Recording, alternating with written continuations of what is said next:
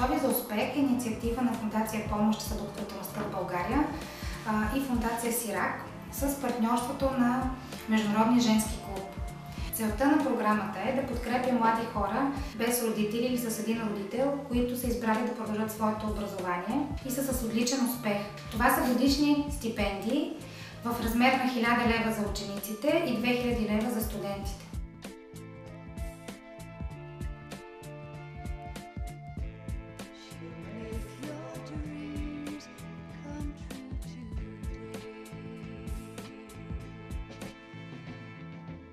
Обръщаме се към хората, които искат да подкрепят млади хора в неравностойно положение, които са избрали за свой път образованието, да подкрепят нашата кауза. Това може да стане чрез дарителската платформа, чрез DMS Успех на кратък номер 17777 или чрез корпоративно дарение.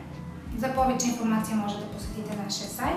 За 7 години, откакто тече програма Готови за успех, са раздадени над 700 стипендии на отлични студенти и ученици и са дарени над 800 000 лева от корпоративни и частни дарители. Но това са повече от пари. За нашите стипендианти това е и морална подкрепа в момент, в който няма кой да им каже браво, кой да им каже продължи напред. За нас най-вдъхновяващи са мечтите на нашите стипендианти и техните постигнати цели.